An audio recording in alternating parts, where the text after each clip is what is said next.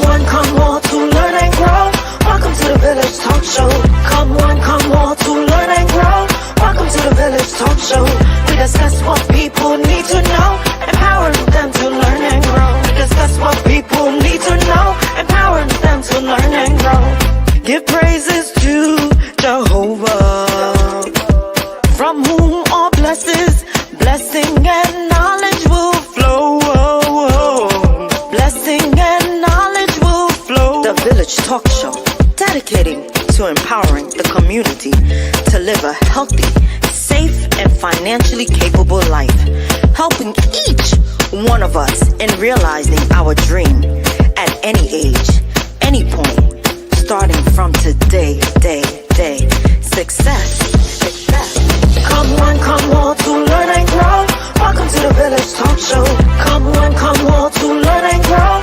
Welcome to the Village Talk Show. We discuss what people need to know, empowering them to learn and grow. We discuss what people need to know, empowering them to learn and grow. Success is not spoken, it is done. Success is done. Come on now. The Village Talk Show. Talk Show. The Village Talk Show.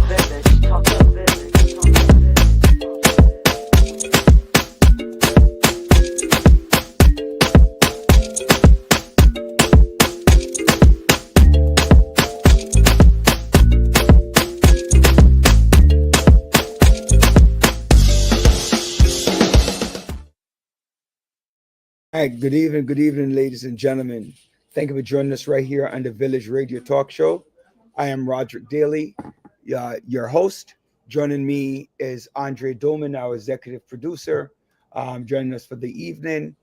Just let you know that thank you for watching, viewing, sharing, and most of all, hitting that subscribe button on our YouTube channel, where we're dedicated to empowering the community to live a healthy, safe, and financially capable life through education, helping each one of us in realizing our dreams at any age, at any point, starting from today.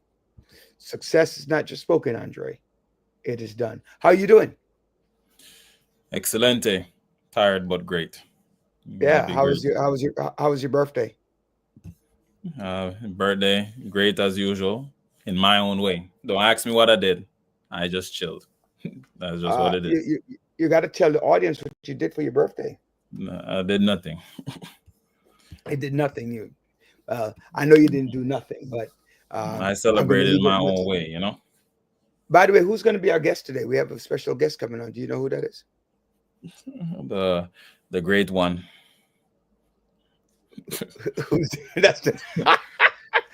You call her the great one? All right, I'm going to tell her that's what you call her, the great one, when she comes on. Today, in a little bit, ladies and gentlemen, I know we're going to spend a lot of time today talking about politics. Trump is now the new president, and he's coming in with a whooping set of changes and executive orders that, some of them, personally, I don't have some issues with. Others I do. But there are a lot of things going on. Eric Adams seems like he's going to switch parties or go independent, So what else do you think is happening, Andre?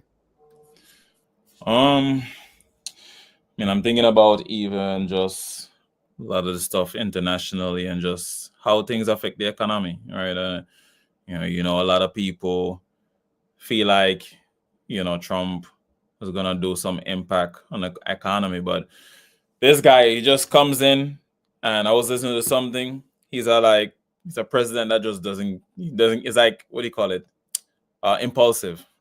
You could just wake up one day and be like, man, I want to rename the Gulf of Mexico. So we just have to, be just prepared and plan, plan when the next 2 years from now or the next voting. So, we said it last week that he has all four branches of government, right? Yep. He has Congress. Well, technically there are three, but there are four components. You have Congress, He has the Senate, he has the judges, the Supreme Court, and he has the executive branch. So And he if has he doesn't, billionaires too. huh? And he has them billionaires as well. Well, he doesn't really have all the billionaires. Remember, as we discussed, most billionaires are Democrats. Ladies and gentlemen, if you have a question, comment, please feel free to call us at 347-746-6598. We have a lot to discuss. Our member of Congress and the newly elected leader of the Congressional Black Caucus, Yvette Clarke, will be joining us today. She'll be here in a little bit to have some conversation around what is happening. By the way, how's the New Year's resolution going? How's that going? So far, I've been pretty good about what I set out to do as a goal, to make a phone call Um, to for an mine, individual mine, who's part of my Rolodex and that I haven't spoken to in a while, to make sure that they know that I'm still thinking of them and not just randomly have the number. So I'm making sure I try to give a call to that. What and I taking a little downtime per day. I'm trying to do that as well. oh yeah, Yeah, man, I gotta give it up for that, man. I yeah, gotta give it up for that, because you were like that type of person who you're on one call and then you have 2-3 others on the other side going same time. So yeah. definitely, man, that's good. Yeah. So it's very important. It's very important that you get some time to yourself Mhm. when you can, right? Get some time to yourself when you can. So we have to think about our health, our mental health. Think about what that looks like, For real. and enjoy our time here, right? We we're doing our job, we're working, um, enjoying each other's company, but we need to do a lot more. There are a lot of issues. People are still complaining, Andre, about like congestion pricing, what's going on with our mayor Eric Adams, what's going on with the president. What about the pardons that he's doing? These whooping pardons. I don't know. The one thing I will admittedly say, and ladies and gentlemen, please feel free to chime in right here in the village. Uh, Send us a message, subscribe to our station on YouTube at the Village Radio Talk Show. Or you could call 347-746-7598. Call in and let us know what you're thinking. So, oh, by the way, it's Regents Week, right? It's Regents Week in school. Do you have that in middle school? Regents Week, or yes, middle school Um, has it? they're not taking it right now. I think they Mhm. might. We haven't necessarily spoke, but I know that the A graders, they're definitely gearing up for math and science. So that's what's happening. Though I did see some of my past students. It's always interesting to see when they return, after a year or two. And it's like, man, did you just shoot up? So you Mm. hear some of the boys them talking rougher. It's like, whoa, whoa, whoa. You know, Um, what happens for most freshmen in high school, uh, a true freshman has no school this week. A true yeah, freshman. So a true freshman is somebody who just came from the eighth grade and now in the ninth grade, because this is mid semester regents. That's only done primarily for people who failed a previous region, or somebody who needed to take the regions after 1 year but did not complete it last year. So, if your kid, check it out. All the regions are offered. right. All the regions are offered at this time, and you know that's that, You're muted. Then I hear that right? last part. Okay. So, no, I'm saying making sure that you check with your child whether or not they have a regions or something like that. Also, ladies and gentlemen, you should start getting back receipts now from colleges, right? You should start getting back receipts from colleges if your child applied to school. So you have all of that. Um, let's talk, right? Let's talk. Hold on, right? Ingrid, who I consider to be a friend, the aide to Eric Adams, right, made a statement which I think, like, sometimes I think like his administration and the people that who works close to him need to start thinking. Um, to make a statement that's set that's bragging about the Yeah. possibility of going to jail, right? Um, it's not wise, right? It's not a smart Yeah. thing to do. So it basically says Adams ex aide Ingrid Lewis Martin brags to investigators that New York City Department of Correction will take care of her. Yeah, I've that's been yeah. good to them, Yeah, that's not right? good too. Yeah, that's definitely not good. I mean, even if you're not so familiar with it, you just, it's like it's like you're calling them now to really dive heavy into finding more about what's going on there too. Yeah, Yeah, right. It's like, yeah, if you're achieve known, you can. you're not gonna. She's not. If she does go to jail, she's not gonna get a maximum security prison Mhm. because of the crime that she committed. By the way, I don't know if I said hello to the villagers out there, but hello to all the villagers. Thank you so much for joining us today. Right, in case I didn't get a chance to, but that's not a comment that you make, because a comment like that basically sets you up, right, for possible failure if you were to uh, go to jail, right? Go to a facility, But at the end of the day, she's going to go to minimum security prison anyway, right? She's going to go to minimum security prison um, if she does go. But to make that statement, It was nice. the and so now, like you said, right, it questions, right? It questions what, right? It questions what type of work they are doing at the correction facility. Yeah, it does. Right. So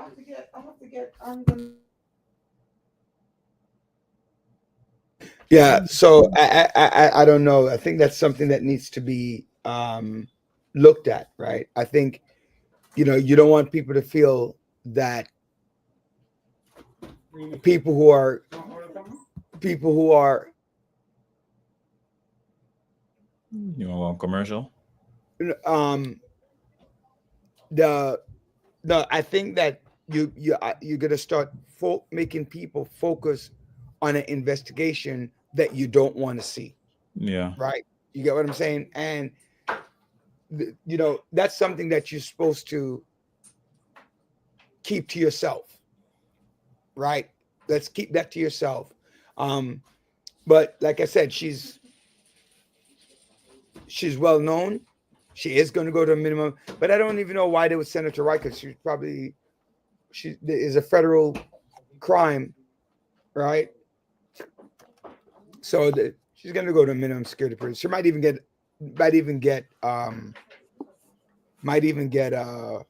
what's it called, a halfway house, or what they call those things where Safe you house. don't really go to jail, but you have to report here and report there. Yeah, probably halfway house. But as you said, and as she said, her relationships will protect her. Uh, let's hope she's right and not bragging for nothing. Oh man, it would be like even conflict of interest, all that stuff just comes up, But as you're saying, she probably gonna get this, that, and the third. Sounds like it sounds like there's some certainty there, and she brag about like, man, I know it ain't something I'm supposed to say, but I must say it anyways. Mhm. I mean, that tells you a lot about a system too. So, but I agree though, not wise to say that, like, you want to keep the spotlight off of you. So Right. you know, What do you guys think? Right. What are you out there in Village Land think about these comments? Just post it. You could call us in, have a conversation. Um, one of the things that I have a problem with as well, right? One of the things that I have a problem with as well is a constant hypocrisy, right? mhm. A lot of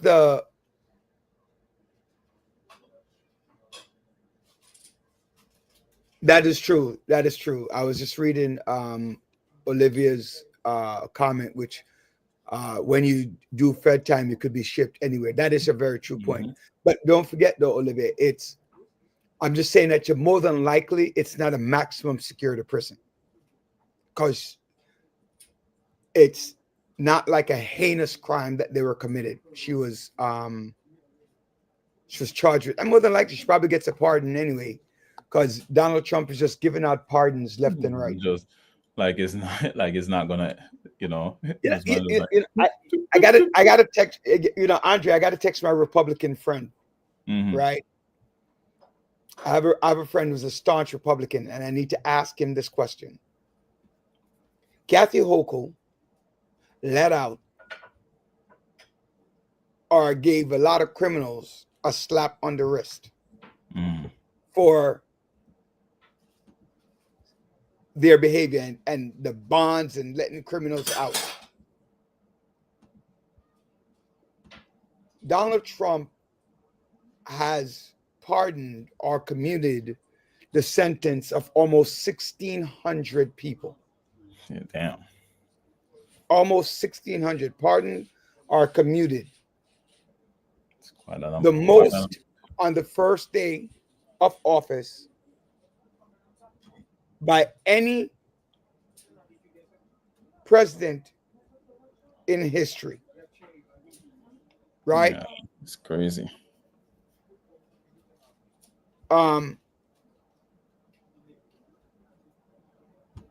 What are the Republicans saying? He's about law and order. Right? He's about law and order. But I don't hear, you know what? Marissa, hold on. Go back to Marissa Crumb before I get to the village, our village pessimist, right? I would not be surprised if P. Diddy got a pardon. Well, and I hear that he's doing a RICO charge by himself too. It's crazy. RICO charge. I believe I hear he's doing that by himself. What do you mean? I didn't hear you. Like the racketeering, like what the music group. I didn't hear what you said about the charges. I didn't hear what you. No, by himself. I hear that he was had a RICO charge. It's like that. It's just him alone. Okay. So I just hear about it. So I'm trying to look it up real quick. Okay. But, yeah. So first and foremost, well, he cannot be pardoned yet. He can have a preemptive pardon if he got charged on a federal crimes. He could get a preemptive charge, pardon or commuted sentence, right? He could have that, but he can't really be pardoned yet, right? Like Joe Biden pardoned his family in advance if they're charged from anything criminal, and I guess the same thing could be done. If Roderick was president, he would be due pardons too. You're absolutely correct. He would do pardons. Of course. Why would that be pardons? Yeah, who wouldn't? But I'm saying the amount of pardons that he did in one day, right? Over 1,500, and since he took office on Monday, more than 1,600, right? That's a lot, right? I would not be surprised. Yes, we discussed that. Trump is going to pardon Diddy. Why? Why, Olivia? Why do you think, Odio Margaret? Why do you think? Oh, he's not going to pardon him. Which one is it? He's going to pardon him, or he's not going to pardon him? Because you said you made both comments. So I guess the second one would be maybe she messed up with the first one. Right. So maybe he's going to get a pardon. you're right, right? You're right that he might not get a pardon. I think he might not actually because he's charged with a capital crime. But on the flip side, somebody who got charged and got 22 years for seditious behavior and conspiracy and was supposed to spend 22 years in prison, right? Got pardoned, got the sentence commuted. You know which one I didn't like? Right? You know which one I didn't like? He pardoned the police officers in DC that killed that black boy. He pardoned them. To me, that was wrong. That's the one pardon I have a hard time accepting. What is the argument that you're saying about Black lives when you do that? Right. I don't care. That's Right. really what is communicated through that. Really, like, I'm just gonna pardon this person for whatever reason that I think maybe I believe that they were prosecuted unfairly or whatever it may be. That's what he's doing. I mean, there's that swimmer too that was one of the people participating in January 6th thing on the White House. The insurrection. Yeah, the insurrection rather.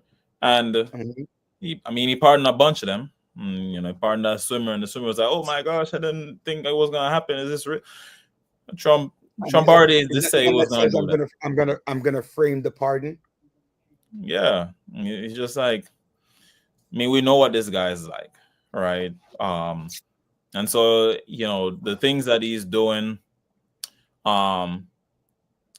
yes, you might be surprised, but I also think really, you know what he's gonna do when he before he got in. He said he was gonna do it. I mean, I was on whitehouse.gov, and the first day, it's like, man, this man hit the ground running. Pen him. Well, you know, all of those pardons were previously written, and he signed. He just needed to sign them. Just waiting. A lot of the things that he put into play, they were previously written and vetted. Yeah. Right, to follow through. Honestly, so a lot of people said don't watch the inauguration, and I said that was willful ignorance, man. Yes, I think that was stupid, personally as well, because at the end of the day, right? At the end of the day, the issue that I find with not attending the well, I know we couldn't have missed it because we have to relay back to the community what we saw, right? Because we have audience that are both Democratic and Republican. And to be honest with you, his speech was short, right? It was short. It was short. It was a little bit over a half an hour, and he touched on some points, right? And so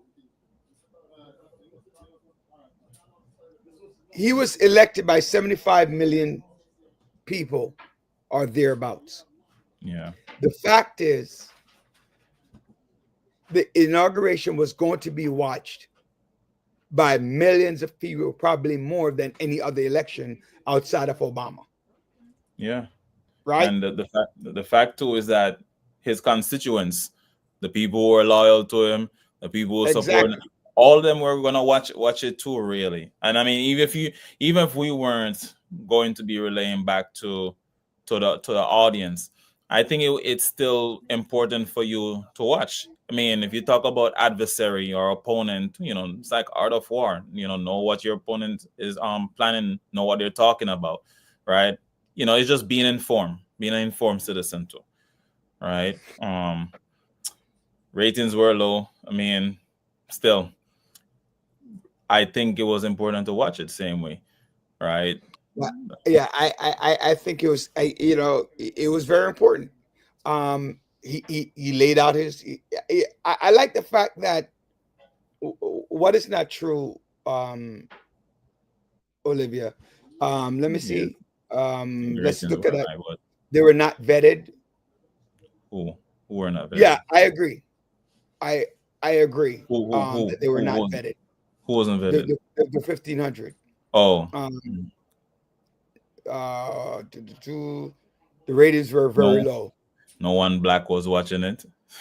Oh, I don't know that pastor, by the way. Did you hear how the Republicans got mad, Bannon? They started putting out tweets that the black pastor, Lorenzo Sewell, I think Oh, the that's guy his that last was name, what? that did that recited his prayer was Martin Luther King going to the mountaintop speech. I was like, he's auditioning, man. And Trump said he was amazing. How they It was tweeted out. amazing. He was. I can't even impersonate this. Well, Trump said that you're going to be a star, and and how the Republicans were upset and felt like he outshone President Trump, and I'm sitting there going, how do you think that, right? But that's the difference between the Jewish church or the rabbi and the Catholic. I like Catholic in that you're more subdued. Catholic, Moravian, Lutheran, Episcopalian, they're more calm, serene. The Baptist, the Church of God, the Pentecostal, peer drums. Yep. You know, breaking up the furniture in the church, right? You know. But what is this, Stargirl? People didn't watch it because people watch. People watched, man. And people watched it. A lot of people watch it, and I think if to say people didn't watch, I mean, the numbers, you have to think about that. Like, think about the people who voted for him, right? Think about people who watch clips and all. I mean, did you watch it, Stargirl? Did you watch it? And then maybe the people who you heard from, they didn't watch too. I Andre, I always say in an argument, I need to know what the opponent is saying, not just what I'm saying. That's how good arguments are built, right? So you prepare for them. If I don't know what Donald Trump is saying, if I don't know what Donald Trump is saying, then how am I going to debate what he's doing? Yeah, that is true. How am I going to have that conversation? Right. So we as a generation as a people, we need to know what's going on. And you know what? If you're reading the newspapers, right? If you're reading the newspapers and you get a news break clip, right? Mm-hmm. And you read it. Think about it. Wouldn't it just make sense to have watched to begin with? Not too. Stargirl, I am really upset that you're working on Martin Luther King's Day. I'm not happy. Is that how you dedicate the day to him? Right. I don't believe that any black person should work on Martin Luther King's Day unless you're an essential worker.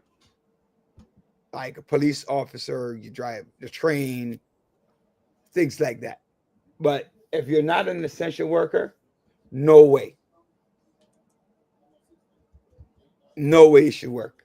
So tell me you're working. I'm not happy, Stargirl. Right? I'm not happy at all.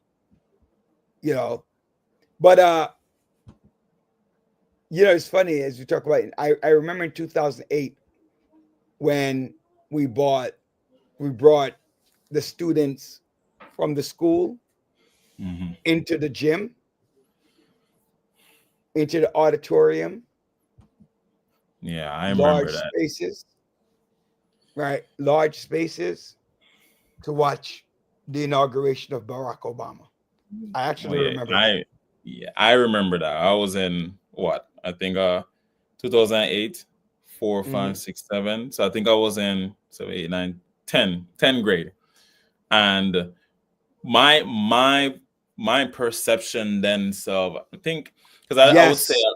a lot of time when people just immigrating from different countries to America, they don't understand the climate as much too.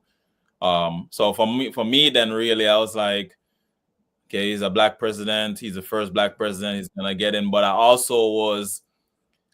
I questioned the hype I was seeing really. But I understand why people were so, was history being made, you know. So that was big. That was big. I mean, the marching us to the auditorium, yeah, it was big. So I'm going to address, well, any of us can address. Hey, welcome, Dr. Bryant, and thank you for joining us on The Village. Ladies and gentlemen, please make sure that you hit the subscribe button. I see a lot of you are on Facebook, but hit the subscribe button to join our YouTube channel as we continue to grow. We're getting ready, set for our Congresswoman to come on and have some conversations. So get those questions up. You can call us on the air. What's that number, Andre, to call us in? Is it 347 347? 746 6598. What was that? Can you repeat that again for the whole audience? 347 746 6598. It's on the Yeah, bottom of the screen, rolling across. If you catch it, right. um, Catch it. Good Give us a evening. call. Make a phone call. Sophia said, I feel it's okay to watch it if you don't know what his plans are.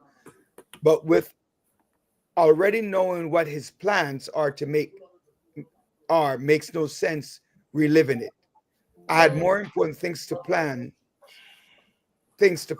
based on what's to come. Um, there are a number of issues. I know I was listening to MLK's sermon while working on a crucial project. I don't care unless you tell me you're home with the project. If you're home, I'm okay with it. But if you went to work, I am mad at you, Star Girl. Mad at you, right? And I have to learn, and I'm gonna have to be able to get over it, right? Good night, Jr. Again, our guest tonight would be Congresswoman Yvette Clarke. She'll be on in a little bit. Waiting to have some conversation. Make sure your questions come in, you pour in, whatever. So, Dr. Bryant, Yes. I love your, what is that called? A necklace, right? What is that called? What do Oh, that my call it? pearls. Yes, my Yes, pearls. it looks very nice. How Thank was you the so day much. at work? It was awesome. Awesome, awesome, awesome. I cannot complain. I'm grateful. Just grateful. There's so much, it's so much to take in, so much to hear. I feel for the people going through what they are experiencing. Being an immigrant in the United States is not easy, and being an immigrant that's being attacked, or here it is, you finally reach a place to get a breather, and unfortunately, you have to be on the hideout. There's nothing fun about that. Yeah. Nothing Oh, fun about. I want to leave some of those comments for the congresswoman because I think that's an important point, right? Especially now that he says things about where you can go. So we're gonna leave some of Yeah. those questions and how Yeah. how But no, how no, no, this. no. What I was saying is I know that as an immigrant, I experienced some of what children are going through, worried, especially students being worried going to school and things like that. Or as, reliving and not knowing if you're going to be pulled and sent to whatever country because they were trying to figure out where they're going to ship people to just to say that they made a point. Yeah, So, I definitely want to address that with the congresswoman because, well, I'm going to try to hold off. I'm tempted to start the conversation, but I want to hold off a little bit. Hopefully, when she's going to get on, so we know. It should be on an 8, right? yeah. Um, Beautiful. I'm going to say this. Yesterday, I was on a PEP meeting, which is the decision makers for the Board of Ed, um, Department of Education. Department of, I don't know what they switch it to, public schools. So here it is. They made a resolution that, hey, no one is going to open up the door or whatever for, they can't come in, blah, blah, blah. We put a sign. By the time I got home, I'm seeing the news. I'm like, oh, God, that just went out a resolution. It's just. First of all, resolution and the law are two different things. Which is okay? True. But that's resolution and the law are two different things. Please elaborate. Please elaborate. So, if the federal government says, I'm going into a school to get a person, there is 0 person who will stand at the door, right? And not let them in to get whatever they were going to get. Because at the end of the day, the average Joe is not going to go to jail. They're not going to stand there and go to jail and be charged with obstruction. If that were to happen, what they might do is let them out to the front and the students through the back. They might, they might do that, but I don't know about that. Churches and schools are not off. Yeah, that's what we were talking about. I was saying I want to hold off a little bit and see how the Congressional Black Caucus, under the leadership of Congresswoman Yvette Clarke, is going to deal with that. Okay. It's just I'm just holding off for a minute. But yeah, you're right, Olivia. That is absolutely true. Okay. Right. So another thing that's happening that people, which is so funny. It's not funny, but it is. It's about time that down south got a little piece of what we were. Yes, yes, yes. Yeah, I heard that state feel the snow down. With us. Share Olivia, it with you us. live in Florida. How's the temperature down there in Florida? How is it? Is it cold as dirt? As you say, It's cold. about time. We want to share the love. Feel it. Yeah. I walked outside yesterday. With no coat? Yeah, of course with a coat. Okay. 16 degrees. I was like, man. Oh, it's cool. So what's the temperature? Is it in the 60s and the 50s? What did it get to? Because I know you're South Florida. So what did it get you down there? I know.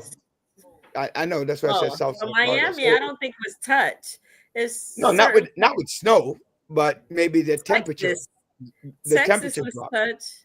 Houston, it's just Louisiana, New Orleans, Florida, Mississippi, right? Mississippi, Florida, touch. A lot of states that didn't have cold weather normally had some. Tonight it feels like exactly like 50 degrees. And to tell somebody in Miami it's 50 degrees, you're like, what? I live in New York. It's cold. It's very cold.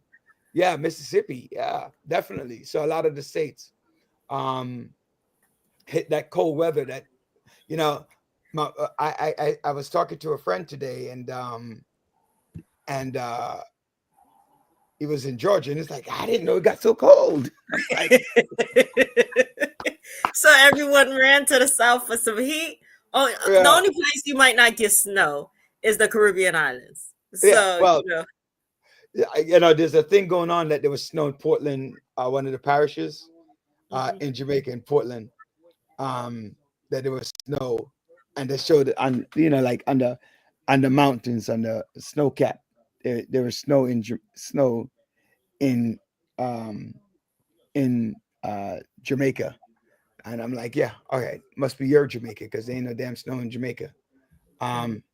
South of North Carolina, yes, that's true. The whole East Coast, north from top to bottom. If it's not snow, it's fire. So please keep the people in California in prayer, because this fire and then the wind, the blowing, it's not a joke. It's not a joke at all. And it's unfortunate that in spite of this, moving away from anything that would support weather and temperature and the climate, we were eliminated out of.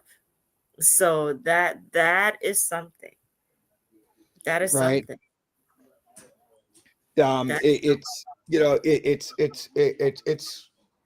it's interesting.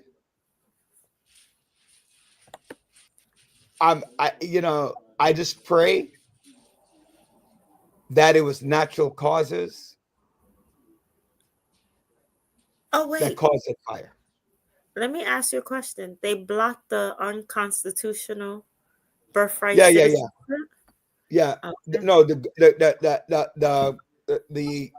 the Constitution of the 14th Amendment basically they said that he cannot go against the 14th Amendment. Okay. Okay. The This is the, the good. 14th Amendment basically states that once you're born here, you are an American citizen. Okay. So he was trying to say that if your parents were not here legally and you were born here, then you're dismissed,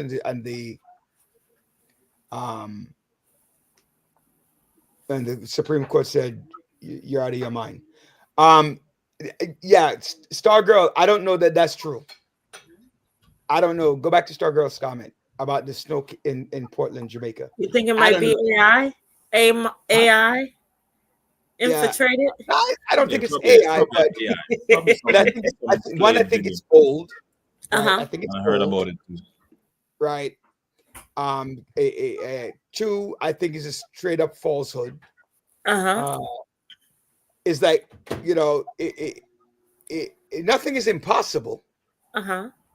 right? Nothing is impossible. So I don't want to make it sound like it's impossible to have snow in Portland, but in general, it's problematic to think so. So Ladies and gentlemen, thank you so much for watching, participating on the Village Radio Talk Show. Please make sure to hit the subscribe button on our YouTube channel, the Village Radio Talk Show. Right. yeah, there's a couple of things So that yeah, let's go back. One thing that he has set back is revoke the Employment um Opportunity Executive Order of yeah, 1965. So 19 it's part of that civil rights yeah. belief, right? Mhm, It's part of mhm. remember, he got rid of affirmative action, he got rid of this, that it was Yeah. unconstitutional and the likes. And he's Oh like, wait, affirmative action wasn't eliminated under him. It was eliminated during Biden's time, no, it correct? was under him. It was under him. Okay. Yeah, Okay. yeah, right. So And DEI is gone completely. yeah, But what diversity, equity, inclusion. okay. That's That that's affects a lot crazy. of things. That affects a lot of things. A lot of I things mean, completely. Here's the thing. I think this DEI thing started with Florida, to be honest with you. I honestly think it started with Florida I with think it their started with whole Texas. It started with Texas, where they how try so, to get rid of blacks in school, black education, and slavery, and not to discuss but that slavery. was Florida. That That was started Texas Florida. and Florida. No, I believe it was Texas first, and then Florida. But either way, it's now becoming a national trend. Which wherever it Yes. started, right, is becoming a So it's national trend. affirmative action with that tied to race yeah, they didn't want kids to be educated about slavery, and then it went on to hey, they don't want Disney is pushing um the sex or whatever, and then it went on to hey, students are getting into schools without really being yes, without really qualifying. A lot of our our I wouldn't say it was blacks that protest, but a lot of our Asian and other nationality were upset about the fact that hey, some people qualify, some people did not. So and that some students shouldn't be accepted into schools like Harvard and Princeton. And then it went further on. And then now many of the companies removed it from, affirmative action or DEI or anything, even before he was sworn in. So Doc, as I could say, the bottom line is that's who they voted for. So you have to deal. Elections have consequences. So the consequences are we have President Trump, and whatever he decides to do, we just have to deal with it. I mean, that's a fact. But now, again, it goes back to what about all those people who had decided that they didn't want a woman in office? So now, what are you saying? All those Latinos who are now going to get deported that voted Republican, all those immigrants that voted Republican. Oh, they're very strong.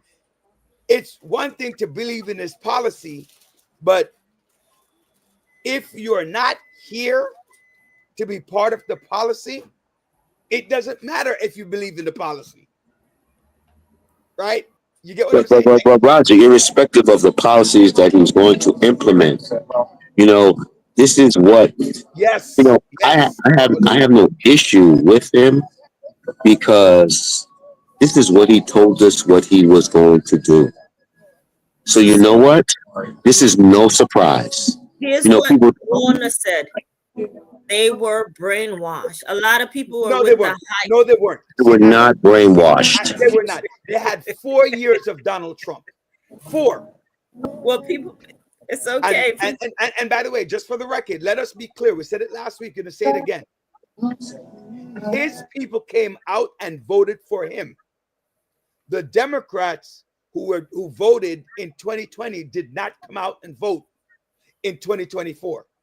The difference, actually, Donald Trump had less votes than he did in 2020. Mm-hmm. Right? And he still won the popular vote. So, no, his people voted for him.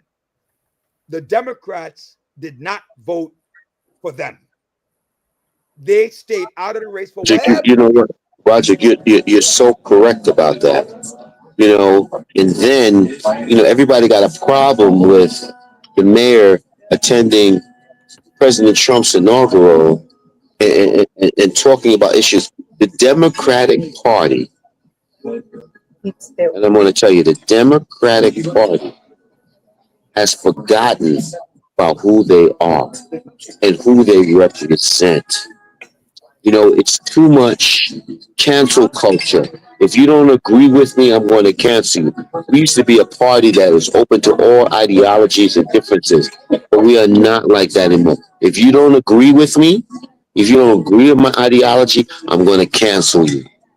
And it comes to the I like the fact that Trump is allowing more opportunity for free speech. I actually do. Like, you're not going to go to jail because you say to somebody, "What the hell is an other?" You're a man or a woman. Now you're not going to you're not canceled, right? Mm-hmm. You're not canceled. Your culture is not canceled for doing that, right? You're not canceled for being a Christian. You're not canceled for a lot of things, right? Mm-hmm. Mm-hmm. And so before, you had to toe that fine line, right? I do believe, however, that they have to have a certain level of respect and dignity for people. Treat people and speak to people with respect. But I didn't like being forced to write no damn pronoun. I'm telling you, I said it last week. I'm saying it again this week. Oh God! I did not like being forced to write a pronoun. Don't go back on that again. I'm not going to go back on it. So let's look at some of the comments that people are writing. Go ahead. Like they say, Democrats come with a knife, Republicans come out with guns to fight. Right. Another person wrote, Republican Party is no longer Republican. What does that mean? What does that mean? John, are you speaking? Because you're muted. You're muted, We John. can't hear you, John. Muted me. Go Okay. ahead. Mute you. He muted me. Someone says, "What's the telephone number?" It's The phone on number the is screen. It is 347-746-6598. And then we have a new listener. Yay! The bigger picture is, how can we teach them? I like to come out with a gun. I don't want to come out with a knife. I want to have a big gun, not no switchblade. All right, let's get back to one of our listeners' thing. The bigger question is, how bigger picture. can we teach the importance of critical thinking? Folks don't truly understand politics and laws. They let hate drive instead of intersectional justice, emotion over intellect. That is so true. I think Doc, what you said, we allow our emotions That was from to override, but it's more of common sense, and just think of what the importance of being in a position of power. yes, Because Republicans understand, by being in a position of power, you can effectuate a lot. yes, You know, yes. Democrats are worried about being right. We have a caller. Caller, you're live. Who's speaking to? Hi, this is Olivia calling in. So, you know, I understand that the Democrats, I think that the fact that Kamala was, you know, basically was running her campaign late. You know, everything was late. They sort of pushed Biden out, and we could talk about that. But I don't want to get into, you know, blaming the Democrats. The problem is why would the Republicans allow Trump to run, knowing that he's a convicted felon? 34 convictions. Not only that, I mean, I don't think you guys quite understand what he has done. There are so many. Olivia, hold 1 second. Hold 1 second. And our guest is here. Caller, you're live. Please hold. Caller, you're live. Please hold. Now you have a toll free. You have a whole group of people. Wow, I don't know how I did this, so I have to go back to caller. Hey, Jalen. Go ahead, Olivia. Yvette. Go ahead. Oh, Okay, so We can't hear her. thing was, I don't sense the urgency in your voices, guys. Trump basically, they're going to be, basically he told the department, whatever people that can be weeded out, get rid of them. The people that were working under DEI basically were put on a paid leave, and eventually they're going to be ousted. Next week, which is a problem.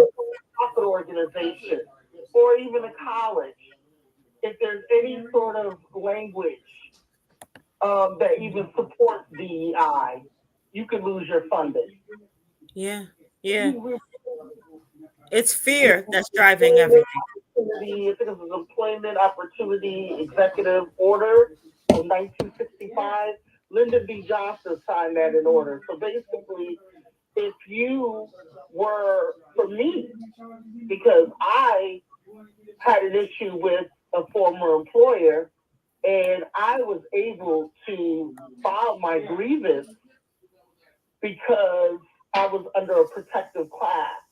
And so basically, based on my gender, I was able to file a grievance.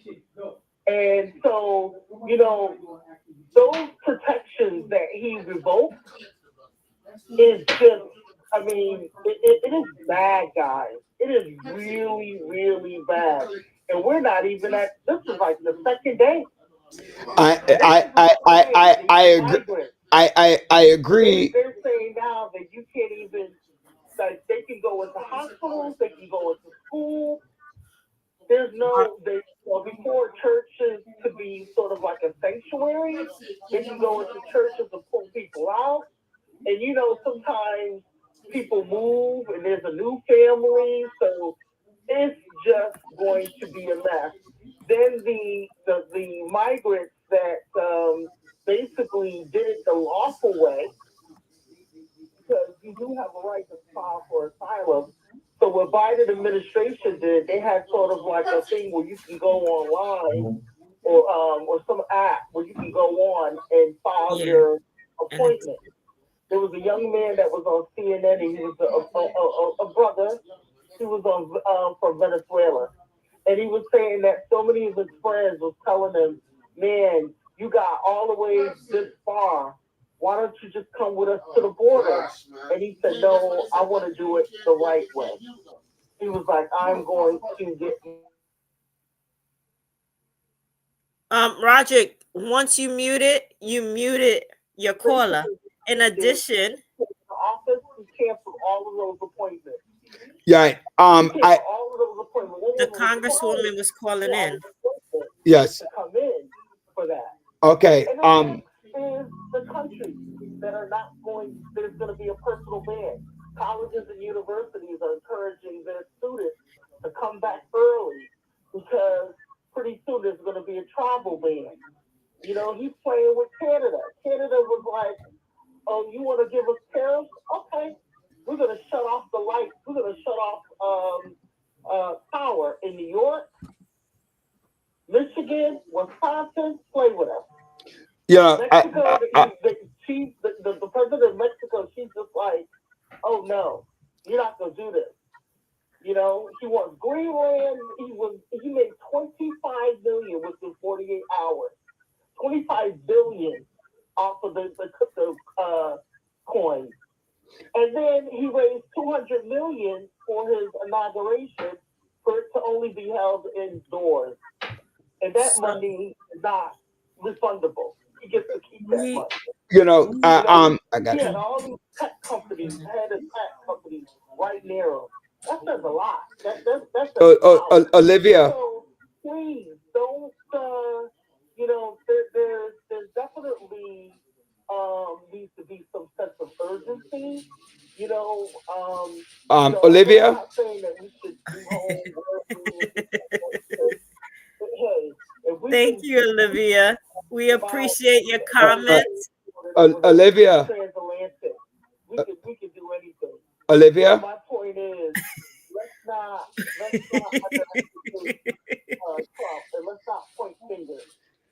That is true. That is true. We do need to educate. And then and my last point is, how is it that you say you respect police officers? And that is true. The woman, Pam Bondi, that he basically is, I guess, waiting to be. Anyway, basically they were supposed to vet each of those individuals. Yeah, they didn't get to do that. Olivia. Olivia, I want to thank you, Olivia. She can't hear you. I don't think she can. Olivia, hear you can't hear me? I don't think. Olivia. Yes, thank you, Olivia. We have to call the congresswoman because she's calling in. I thank you. You brought up some very good points, and very good points. And we're going to discuss some of those with the congresswoman in a moment. So you get a chance to text in some of your questions. I think that she was the one calling in that you couldn't connect. All right, take care. Those are some very, very important points that Olivia brought up, right? I'm not sure how to do this from here, so let's try again. Will she be able to call back? Yeah, I'm calling her now. Okay. Your call has been forwarded to an automated. So, Congresswoman, you can just call back. I've tried to call you, but it's going to voicemail. And it's still ringing. Hey, John, how are you today? I would be doing a lot better if I got a pardon from Donald Trump. Anyway, moving right along. Moving right along. All right, so Congresswoman, Yo, you give me hold on. let me Hold on. Excuse me. Yes. Trump 2028. would it be? Oh yeah, it is 2028, isn't it? All right. What did you say, Roger, before? I said it is 2028. No, I besides just that. realized Before. 2024. Give me a minute. Let me see if I can reach the Congresswoman. Okay. I don't know. You're muted. Right, we lost Roderick. No, he said he's going to, because she tried to call in several times. Her people. Who tried to call it? The Congresswoman? Yes, she did. When the phone was ringing, and Right. Roger picked up one person and not the other, it just, yeah. So she did call in several times, and now we're trying to reconnect with her. So thank you, listeners, for tuning in this evening. A lot of conversation, a lot is going on in and around within this inauguration first week. So Doc, what did you think about the inauguration?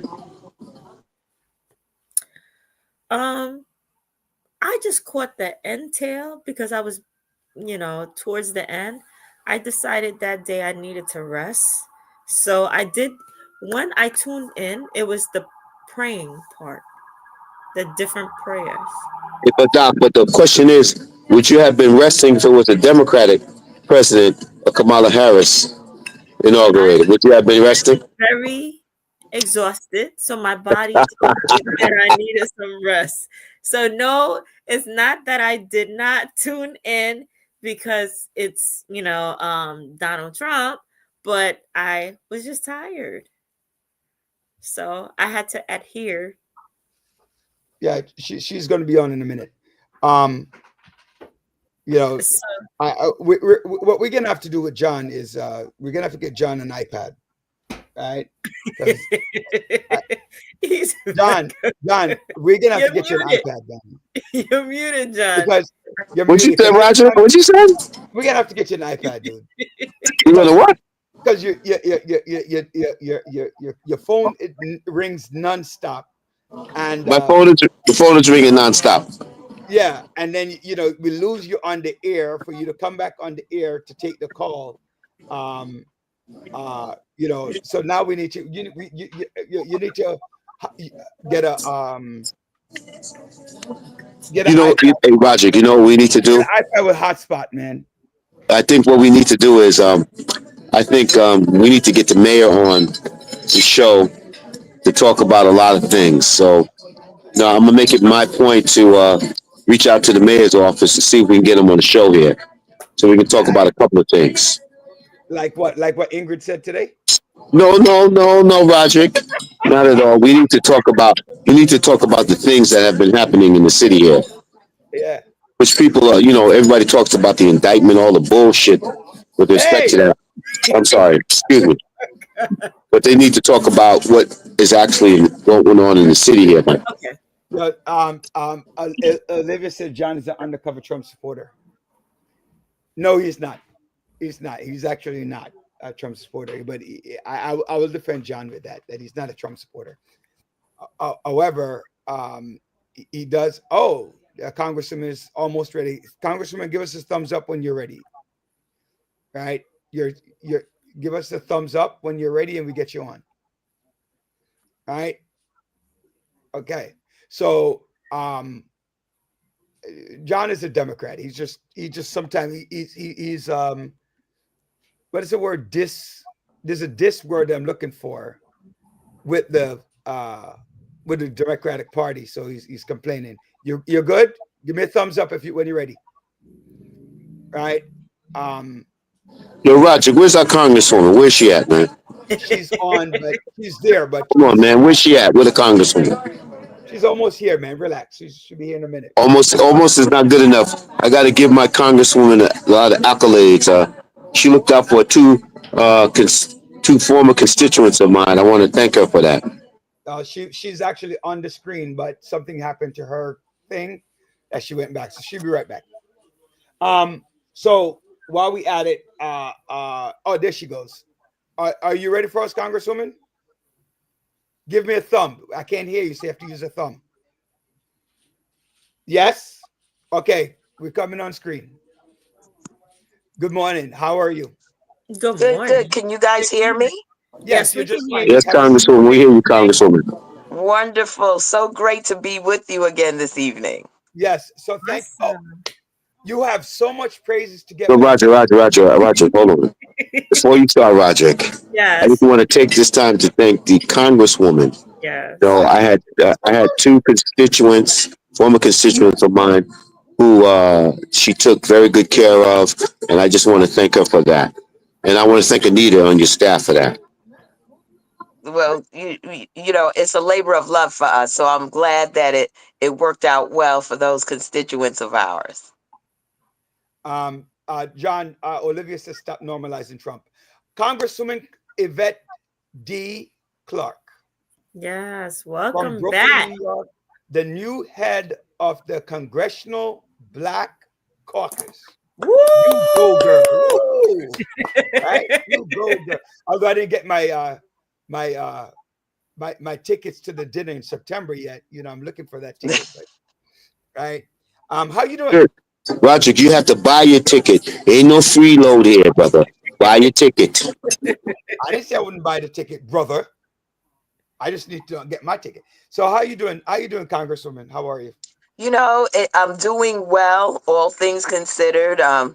Here in Washington, D.C., just trying to get information, if you will, to deal with the barrage of executive orders that Donald Trump has already issued, many of which have direct implications for our community, whether it's his gearing up for mass deportation, what he has done already to um, uh, cancel visas that people had applied for, paid for, and were approved, or it's the canceling and eradication of all diversity, equity, and inclusion programs throughout the federal government, the pressure being put on the private sector to eliminate nonprofit eliminate diversity programs. This is just a nonstop barrage of unfortunately heavy-handed and hateful executive orders that he's already begun issuing. You know, I just want to say this is what the people wanted. This is what the people have to deal with at this point in time. You know, election has consequences, and now you have to suffer the consequences of of the individual you put in a position. you know, I wanna, I would apply that particularly to the tens of millions of people that didn't go out to vote.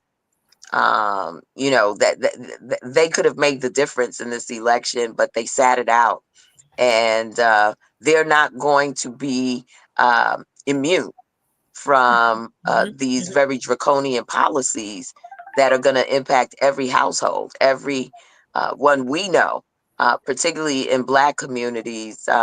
We have a reckoning that we have to face as a people when it comes to understanding where our power lies and how to maximize on that. And in a democracy, that it's always the vote, the franchise. So it's a hard lesson to learn. Many of us were out there struggling hard to educate and inform our folks. There were a lot of misinformation, a lot of disinformation, a lot of propaganda that our people consumed. And as a result of that, they were distracted from the real deal. And the real deal is that who sits in the White House matters. We already knew and had experienced a man who had no problems with, first of all, never acknowledging that he lost an election. So he continued to campaign for the past 4 years. But in addition to that, we forgot this was the man who instituted a Muslim ban on his very first day in office. It was the man who sat on his hands as the coronavirus spread throughout the United States and around the world, though he had knowledge of the lethal nature of it, and then discouraged people from taking vaccines that were life-saving when he took it himself. There were so many indicators from the last time that Donald Trump served as president that he was not looking out for the interests of everyday Americans or of our people. Yet we didn't see the necessity in many spaces to use the one real weapon we have against tyranny, which is our franchise. Now we're living with a tyrant. You know, Congresswoman, one of the issues that we have spoken about on the Village Radio Talk Show is people. Somebody made a comment earlier, even tonight. You knew exactly what you were getting because you had him 4 years ago.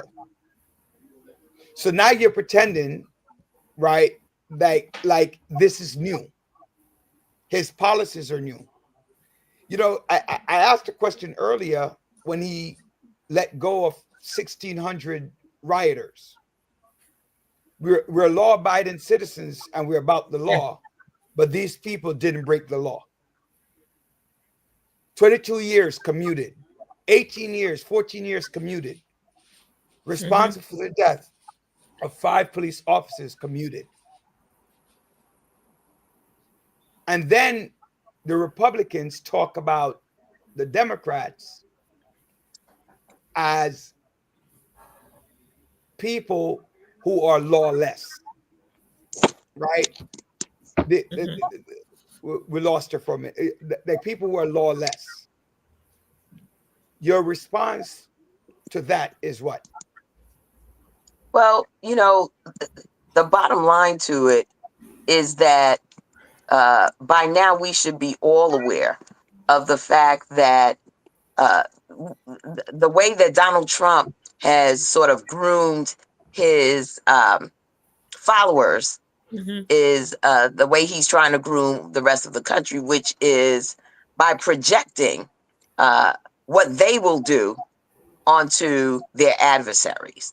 So there's no historical context in which Democrats have caused insurrections, have espoused lawlessness, yet that is what they project onto the Democratic Party and Democrats, while at the same time, that they had no problem with bringing arms to Washington, D.C. Right. They had no problem with attacking law enforcement, 6 of whom died as a result of that insurrection here in the Capitol, and many more thousands who were injured. That is their MO. It's to project what they will do onto others to stimulate a certain amount of fear in the community, and then go ahead themselves and perpetrate these types of crimes. I think about the march in Charlottesville, and the fact that you have these neo-Nazis out there chanting that Jews will not replace them, and that clearly indicating that they were looking to stir up trouble, particularly in Black communities. And this man says that they're fine people on both sides. Yes. So, we've been down this road. And I think that oftentimes people who are traumatized essentially suppress those feelings of trauma, and then forget the pain and anguish that they were subjected to. But we're going to be reminded over the next few years of what hatred and bigotry can foment in a society, unfortunately. And it So started on day one. Day yeah, one. we By, have a just after the um. call. So let me just Absolutely. And now he's released all of these violent felons yeah. from the prison system, the jail system, people who had no problem and who were well documented. It's on film. Were out there, you know, prepared to, Yeah. To hurt and harm. Yeah. violently overthrow the government. Hmm. And he let them out of prisons. Yeah, So, I mean, this is what we're up against. Yeah. so one He's of the issues, revoked a number of consent decrees that were placed on a number of police departments that were found to use excessive force on the populations that they policed. Yes. I mean, all of these things are happening simultaneously. Even the person who killed George Floyd, they're trying to remove him out of prison to say that it was injustice. And I'm saying to myself, where are these people? Where's the reality in that? So it only impacts one culture, one set, and everyone else is irrelevant. But he forgot that his wife, his father-in-law, even his grandparents were all immigrants. So I don't know how quickly we forget about the fact that, hey, you want to eliminate immigrants. Immigrants are the problem, but you are you are a result of being an immigrant. Your wife is an immigrant, your in-laws. So I don't get it. They know it. Congresswoman, They don't, well, they won't be explicit about the type of immigrants that they don't want in this country, That is because clearly they have a type that has no problem with where they have no problem with with accepting them as new Americans. Some of the folks who sat in the front row of his inauguration were immigrants. And so it's not applicable across the board. But they're not brave enough to say explicitly who they believe should have their access to the American dream versus who should not. Yeah. I want to switch the topic questions. for a couple of moments, and a couple of people have offered a congratulations, Pastor Amote. But a couple of questions too. Right. Yeah. So I want to let's go to Olivia's question first, and then I want to ask, because let's put it this way, let's include it, right? Let's include my question into this question. You're now the new chair of the CBC, right? HBCUs are part of that DEI kind of was diversity and inclusion, was supposed to look at that affirmative action, all those umbrella. What is your agenda, your vision for this Congress as you're the head of the CBC? And you could talk about the HBCUs in that context as well. Tell us about your goal. What is it that you want to see happen? There are several goals. Number one being to make sure that we are communicating directly with our communities, that we are bringing sort of trusted messengers before our folks, so that they can begin to have a contrast of what they're being fed through the MAGA extremists of our society versus what is actually happening. We know that they were bold enough to print out their manifesto in a book called Project 2025. And we know as members of Congress that a lot of that agenda will have to go through the legislative body in order to go into full effect.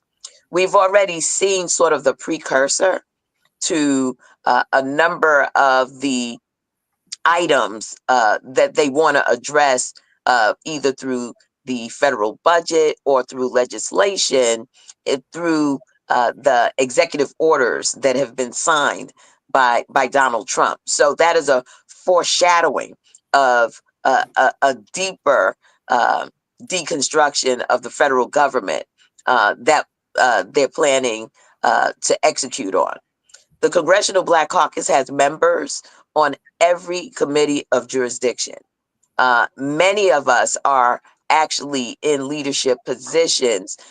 We are ranking members on subcommittees and full committees. So we will know what the legislative agenda is and be able to directly push back where needed, advance the interests of Black communities across this nation where we can, but make sure that our folks are given direct access to exactly what is going on in real time so that they can make informed decisions in the next 18 months.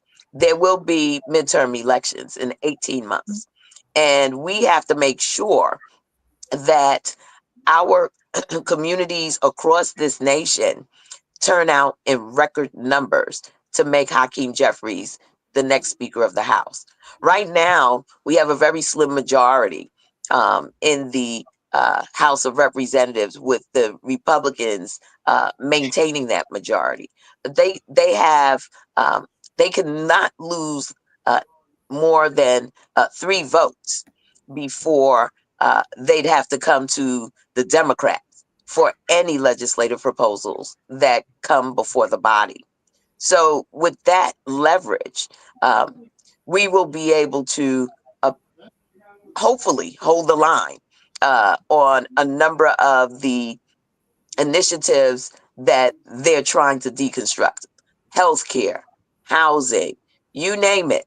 The idea for them is that they will, essentially privatize so that the oligarchs of our society will become even more enriched. So that's one of our goals. It's a communications piece. There's a legislative agenda as well. And again, from a political standpoint, it's that we have to get the House of Representatives into Democratic hands. We cannot allow for these folks to continue this trifecta of dominance in Washington, D.C.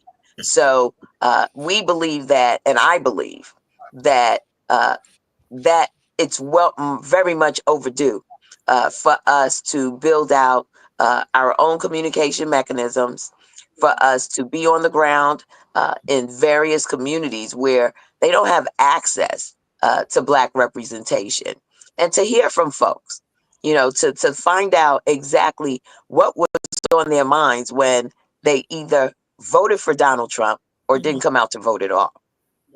That is Right. that's a great thing, because I think let's- a listening party is so important to hear what was some of the concerns. It's so important that it ties to this question that Kevin Stickle wrote. The issue I have with the Democratic Party is their inability to effectively communicate their accomplishment to the public. They often fail to highlight and sell their achievement in a way that resonate with voters. Meanwhile, the Republicans have been far more effective in branding the Democrat, and unfortunately, those negative portrayals tend to stick.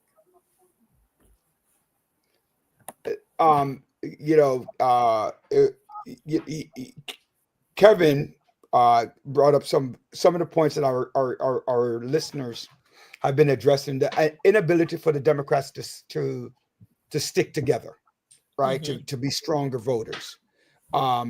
What do you say to somebody who is a Democrat who is waning about it, and say, hey, we had 80 something million Democrats or people voting in 2020, and we lost close to 15 million voters. What is the response that coming in? Because the midterm in 2026, the Democrats need to have either the House or the Senate or both. What's the message? Even you said Well, some of us. you know, I mean, listen, at the end of the day, the message is that our unity is our strength. And, you know, we do the heavy lifting, and then the Republicans come in and take credit for things they didn't vote for, and then ultimately work to undermine the communities that we live in. And you know what? You can say it rhetorically, but I think we're past rhetoric at this stage. People are going to have, my father used to say this to me all the time. People who can't listen must feel. And Yes. unfortunately, we are at that stage with the voters in America. And they're going to feel the idea. This is all the pain and the anguish that is being, forecast for us through these executive orders are going to hit home very quickly. Very You know, quickly. We have a very large federal workforce that is being terrorized right now. And Yes. many of those people live in our communities. I think this is also a good point that Wallner brought up, right? They do communicate, but it's not hitting home. Like Donald Trump in 2016 when he won, what did he call Hillary? I forgot the exact expression now. It doesn't But matter. no, but I'm saying, but it's stuck. This is what Wallner is saying. Nicknames, right? Nicknames that he used Nicknames to, that stick. Sleepy Joe, whatever. And I think that goes to what you're saying, Congresswoman, that there are accomplishments. You know, one of the things I say a lot, the Republicans vote down things that the Republicans do, and they're the first one to use it up, right? Look at like the PPE money, for example. More Republicans use the PPE money than Democrats, but yet still they voted it down. and Right? they, You know, and we have to be able to highlight that. I want to move on. And I want to just say that, you know, I find it so difficult that people are accepting of someone in leadership that will lie, that will lie to them. Yes. I mean, there have been so many debunked lies, and it's just like a barrage of lying that Donald Trump peddles on a regular basis. You know, again, I think that unfortunately we're going to have to struggle through some very difficult times in order for people to fully understand the magnitude of what it means to not go out and vote, what it means to buy what people are peddling hook, line, and sinker, when their emphasis is not on you and your well-being, but on growing their wealth at your expense. And so, you know, we're going to go through that in the United States. And my hope in the battle that we're waging as the Congressional Black Caucus is that we can blunt, you know, the way in which it hits home for our people. Already, you know, my office is dealing with so many folks who are in between status in our community who are, you know, just really fearful that they're going to be separated from family members. And they have a right to be fearful because I remember and I recall the last time Donald Trump was in office that we saw for the first time in our lives ICE officers on Flatbush Avenue. And so, you know, we will likely see that happen again. You know, Congresswoman, there's a significant amount of immigrants, and you know, I'm in that Jamaican community that we play dominoes, and a lot of them voted for Trump, not recognizing, and I said it today, when he comes in, if he's trying to get rid of birthright citizenship, if he's trying, although they knocked him down, right?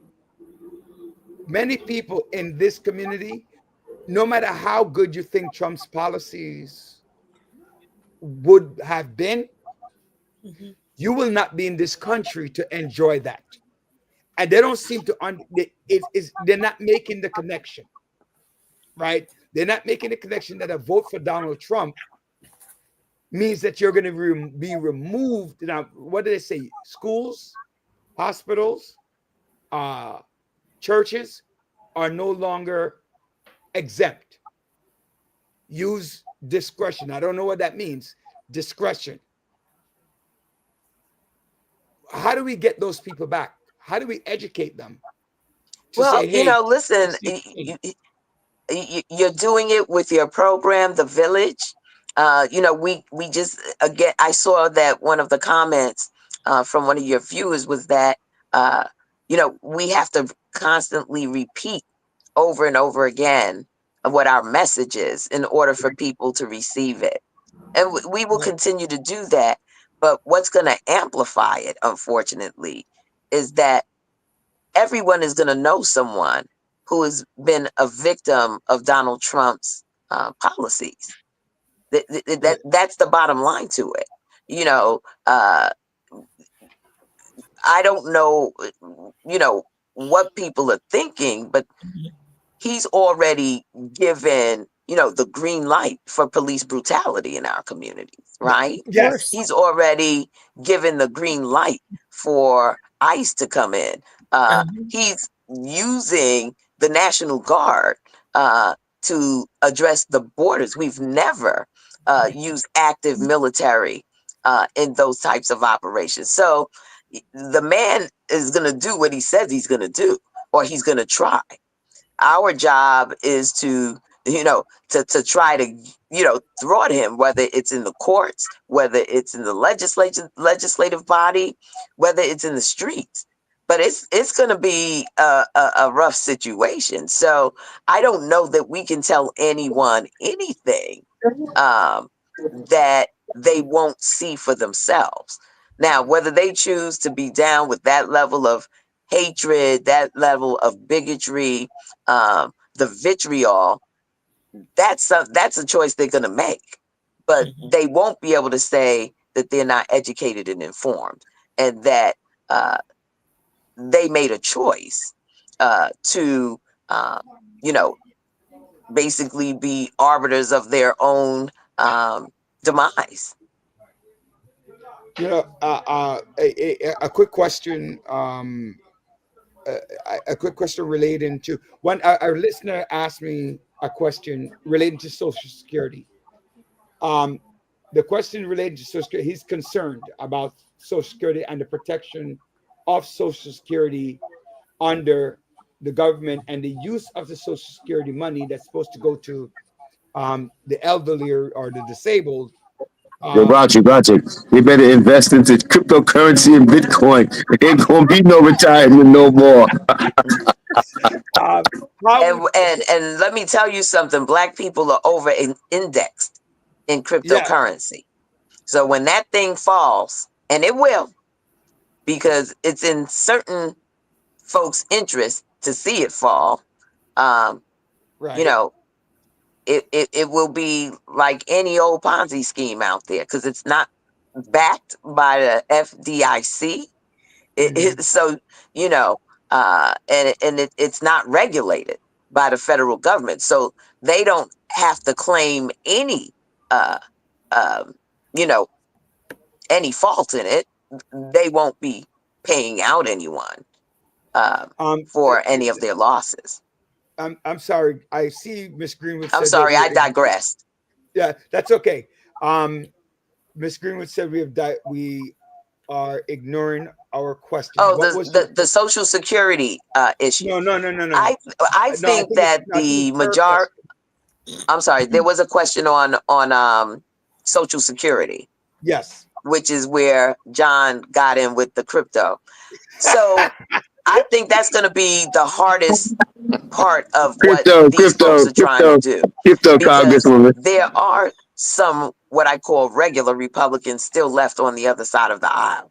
And I just don't see them being able to, as much as they love their jobs, being able to say to their constituents, that they were the one who impoverished them in in their golden years. I think I think Social Security and Medicare are third rails, and we'll see. But certainly they're not getting any Democratic votes for it.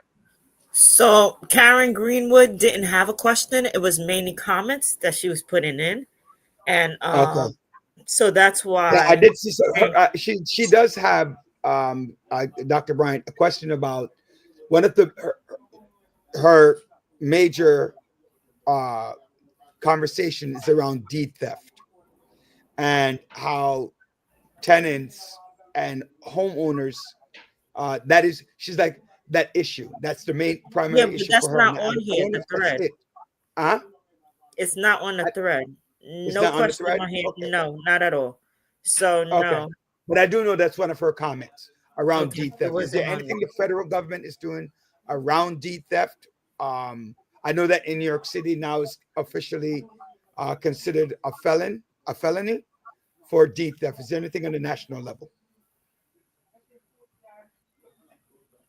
I'm sorry. So that has not been a national issue as of yet. We do have some legislation introduced, but that would mean that the Republicans would have to agree to it. It has to be bipartisan. And there are folks within the Republican Party that don't see the necessity of protecting particularly Black and brown communities from deed theft. So that legislation is introduced, but it has not moved through the body. It is not co-sponsored by Republicans. Can how This is many an interesting question. Look at this question. Can Trump legally declassify King's Files? Absolutely. Is he saying Martin? I'm assuming he means Martin Luther King. Martin Luther King, yes. Yeah. Well, why would he? What would be a reason why he would want to do that? That wasn't the question. The question was, can he do it? Yes. Right. Exactly.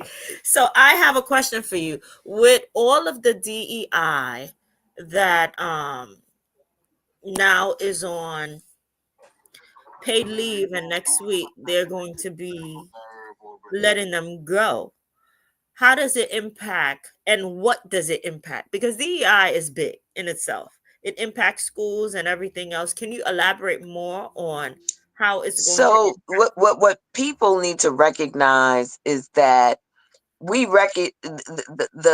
this nation has been very slow to integrate its workforce. Very slow to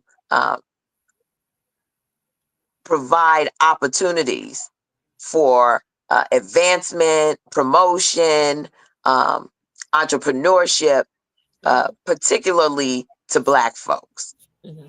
And as part of the work that we've done as members of the Congressional Black Caucus is highlighted that. And we coined a phrase called diversity because of the civil society we live in. We know we live in a diverse society, right? We're not oblivious to the fact that people come from around the world. They're indigenous people, Native Americans, and Africans who have been in this country for hundreds of years now, but have been discriminated against with each passing century, right?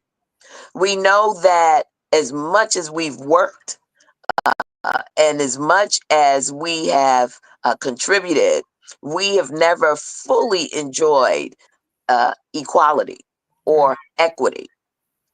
Black women, make, what is it, 60 cents to the dollar, so that two people, same education, same position, could be getting two different salaries, right? Equity means that equal pay for equal work, right? Diversity, equity, inclusion.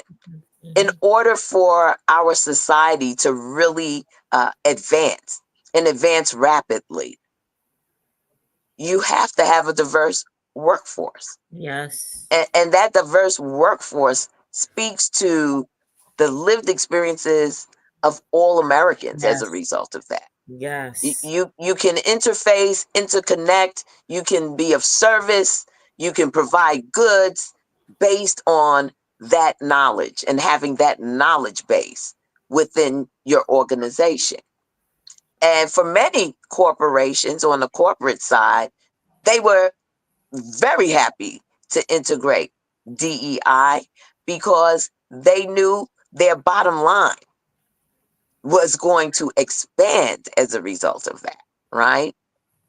So the Congressional Black Caucus, in those times where we were in the majority in the House of Representatives and we had the majority on the Senate side, began to legislate for those around those values: diversity, equity, and inclusion. And our, I guess, counterparts on the other side of the aisle don't espouse those same values. They, for the most part, believe in white supremacy. Right. And so they began to demonize what is very evident and part of the ethos of this country.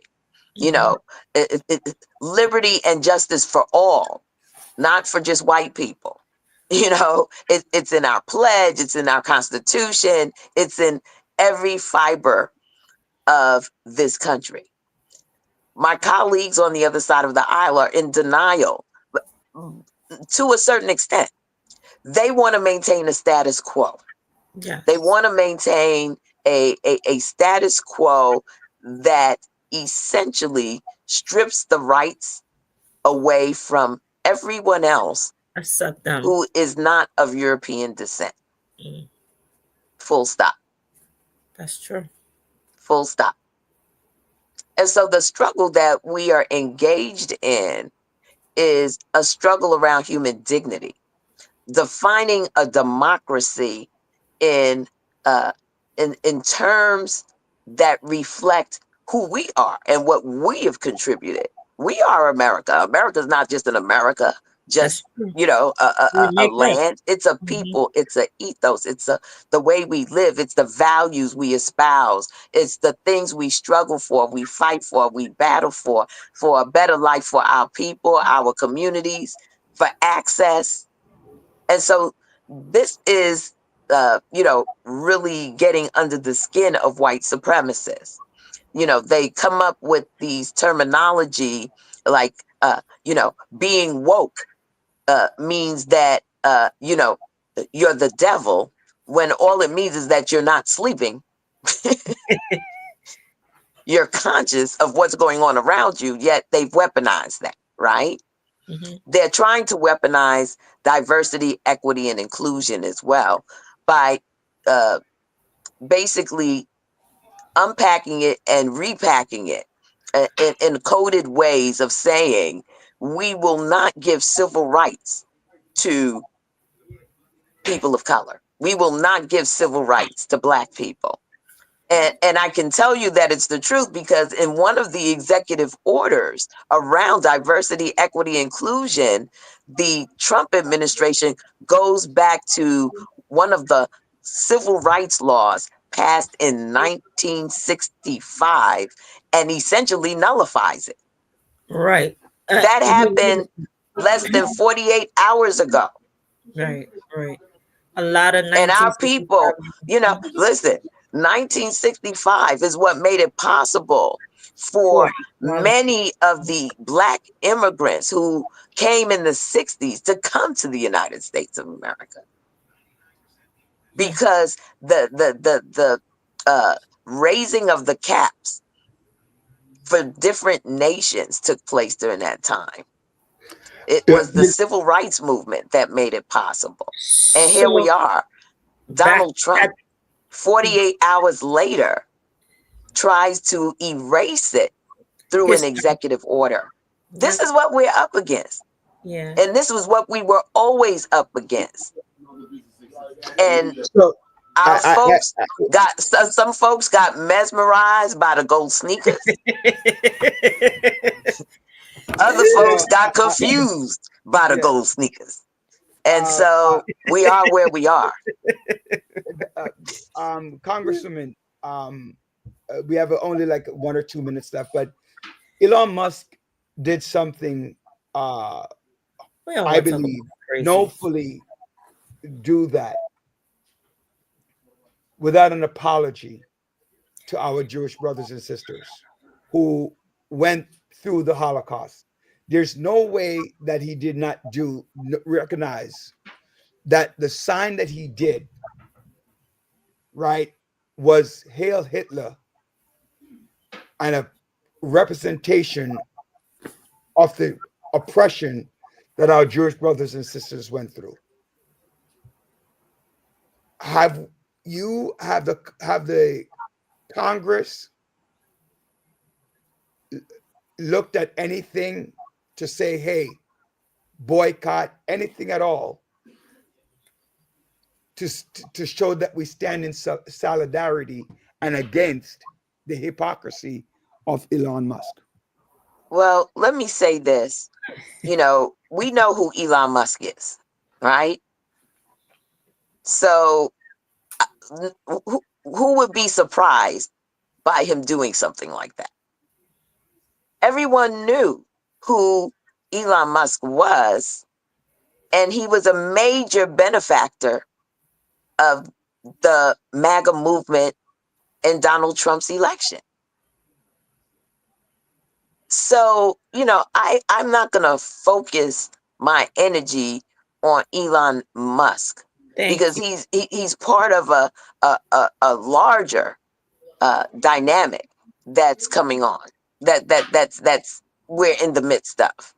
And so I have to be focused as a legislator on making sure that they don't pass laws that exacerbate the situation and make it even worse.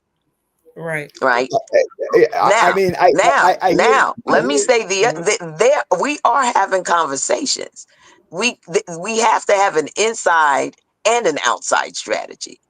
We're legislators, but there are lots of organizations in our communities that have the same observations that you have. I want to know what those organizations are willing to do in this moment. How are we going to organize ourselves?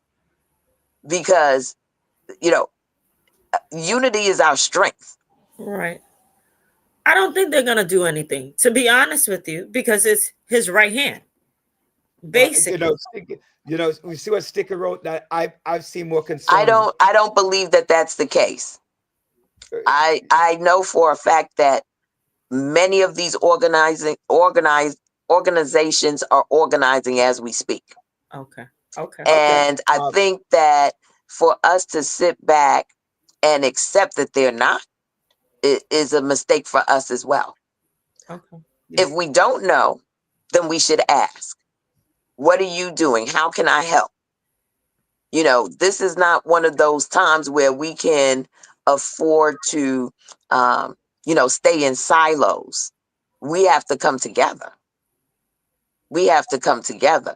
I mean, it's ironic on the day before Martin Luther King's Day, President Biden does a posthumous pardon of Marcus Garvey. Yes, we're going to. And while many people have their own sort of opinions about, how we get to exoneration, this is a step forward.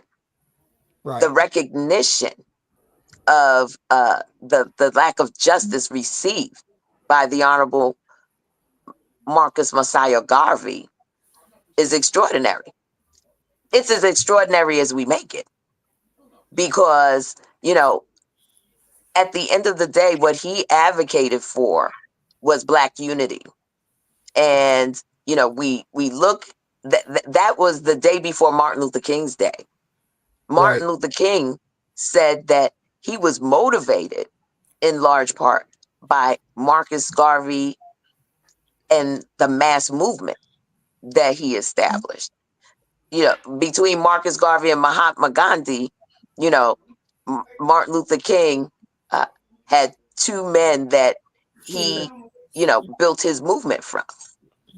And so, you know, that's actually very, very important. But Congressman, we're out of time for the evening, right? absolutely.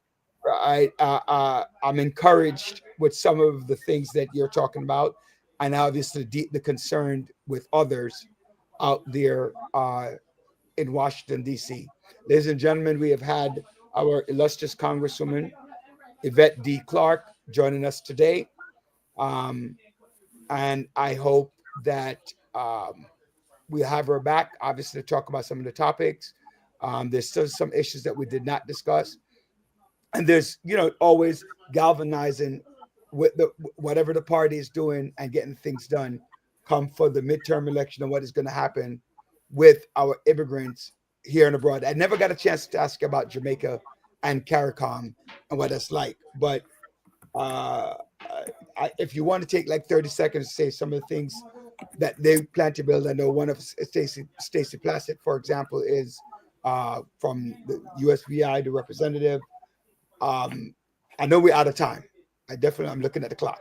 But do you have a comment on that for like 30 seconds on the Caribbean? Because I know we have audience and people listening from the Caribbean. Well, you know, listen, these are sovereign nations, and they're people of elected leadership that will navigate their societies through this time. You know, where the CBC is connected to many of our Caribbean nations, if not all of them, and the Western Hemisphere and the continent of Africa through the leadership of Gregory Meeks, who is the ranking member on Foreign Affairs, and a whole host of other CBC members that serve on that committee. So we are in constant contact and conversation with, you know, the leadership in the region. And, you know, it's going to be very hard to navigate, particularly when you have the situation that we see that has been protracted in Haiti. So, you know, again, we got to keep our finger on the pulse of, you know, everything around us because we are truly impacted by it. But what I would say in closing, Rudy, is be encouraged. Don't be discouraged, because we have all the talent, the skill, and ability that we need to be successful in this storm. And if we can keep focused, if we can fight the urge of being cynical and understand that, you know, our ancestors went through far worse, but we can't let them down in this moment. We have to move forward. And as Vice President Kamala Harris says, we ain't going back. Then you have to have a plan. And stay tuned, everyone, because we're not going back. So one question. Brother Rudy, thank you so much for having me. Congresswoman, someone says, what can we do to support you? Well, what you can do to support me right now is to make sure that if there's anyone in our community who you know is undocumented, that you get from our website the Know Your Rights information. In addition to that, make sure that if there are any questions about immigration status that one has, that you reach out to my office, and do not utilize a lot of these scammers out here that will tell people that they can get them green cards or that they can get them a visa when they can't, and strip our people of their wealth. So there are just some practical things that you can do to help me right now, and that is to speak truth to our community and let them know that these are going to be hard times. Our youth should know, if they are here and are on green cards, that they cannot fall afoul of the law. Right. That means as little as writing graffiti to jumping a turnstile. That can strip our young people of their green card status and make them deportable. This is the environment that we've moved into. So I want our people to be educated in this moment. If you have any questions, that you reach out to my office, which is located at 222 Lenox Road, and that is between Nostrand and Rogers Avenue. We can get you any information you may need. It's trusted source, because I love my community and I want to make sure that you are receiving accurate information. There will be people out there who want to take advantage of the most vulnerable in our community in this moment, because, that's what they do for a living. They're scammers. And they have the biggest scammer of all now in the White House. So they'll be emboldened. Again, so What thank a you way very to much. end. Oh Thank my you very much, goodness. What a way to end. I love it. Thank you very much, Congresswoman Thank Yvette you. Clark, for joining us today. Thank you so And much. you know you're welcome back at any time. As a matter of fact, somebody asked the resoundingly, please bring her back. I know, and we'll try to do that, right? We'll try to get you back on, whenever we can. But again, thank you, and looking forward to having some more good times with you over the next couple of years.